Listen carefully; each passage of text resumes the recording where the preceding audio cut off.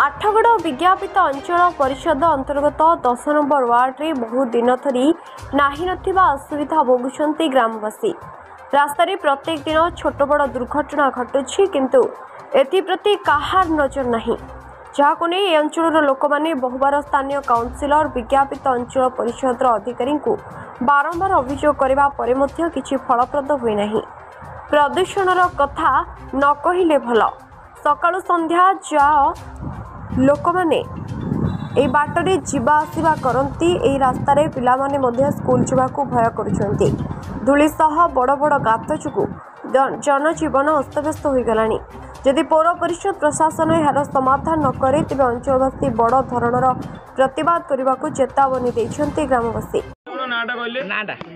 जानकी राय 10 number सड़क एमती आम चली पार्नु बुली पार्नु आउ पक कादुओ पानी सबुबले मशा सबुबले आम मरुचु हैरान होइकी आ कोन डेंगू वर्तमान व्यापीची। हाँ डेंगू डेंगू हाँ डेंगू व्यापीची किछि किछि दिया होनी किछि नहीं एंते आउ काउ कोन कहिथिले जणैथिले काउ आ से आम पुओ जाई देइची रमेश हाड़े देइछि कोन ऑफिस रे के मीडिया जणे आइथिले तांको भी दिया हिची के सुनलेनी नहीं। बर्तमान कौन चाहते कौन करा जाय परिबो ये देखुच तो रास्ता हूँ केमती कदर्य आड़े पोखरी बाटू टे चल पोखरी देखिकी जी आम कौ असुविधार पड़ीचु टे देखिकी जी। धन्यवाद।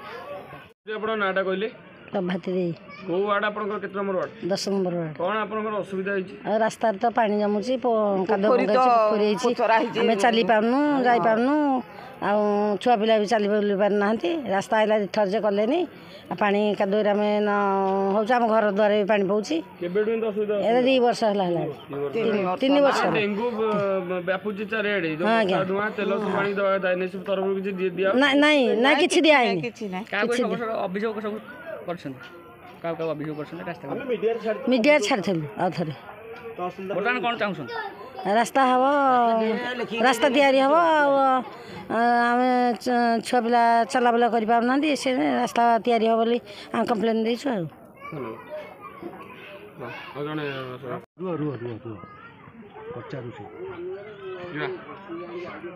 आपन परिचय मो ना दिवाकर महांती वार्ड नंबर 10 हरसनपुर कंतल कोन आपन सब असुविधा रहउची रास्ता को नै कोन कहि रास्ता बारंबार एनएससी को 4 थर लेखा दियाई रास्ता है अधा रास्ता है ड्रेन है पानी जमुची लोक जावासा कर डेंगू फेंगू हो पोखरी आज्ञा दिखाई पोखरी कम टोटाल 2-4 वर्ष है बिल हो कम हो लोक गाधे पारना कुंडे फुंडे ये कहीकि मुझे नवेदन करुँच कम तुरंत समाधान हो जाऊ।